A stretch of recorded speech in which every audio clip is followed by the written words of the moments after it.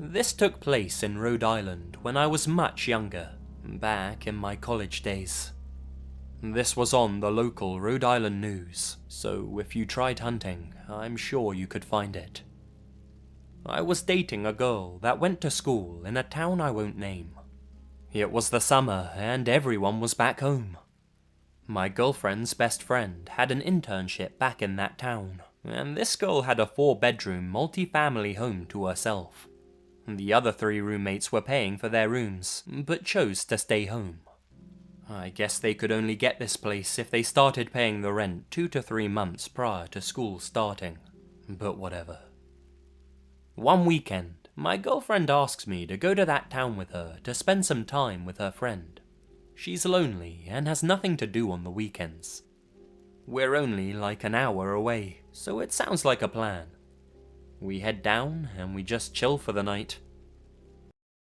We walk by a guy on our way home from the gas station, and he's just staring at us. Kind of creepy, but no big deal.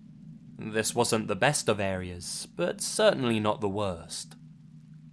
We eventually all pass out, and me and my girlfriend head home the next day. The end of the week comes, and my girlfriend asks if I want to go and visit her friend again, but I have to work all weekend, so I decline.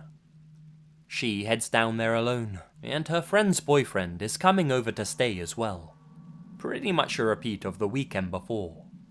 They all drink, but end up going out and partying a little bit. They're walking back after a night of drinking when they enter the mudroom at around 2 AM. The mudroom door had been left unlocked. They close it behind them, and there's a really raggedy looking dude in there waiting for them. He says out loud to them, "Get in the fucking house." They all turn around, and he has a gun. My girlfriend's friend has already unlocked the door to the house, and it's partially opened. Everyone is frozen in place, and the guy repeats himself, "Get in the fucking house."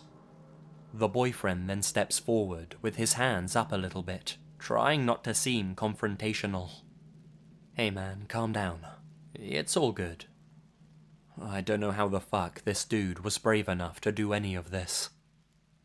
As he says that, the intruder shoots him. My girlfriend and her friend run into the house and hide under a bed. They can't hear this, but the assailant took off and didn't follow them back in.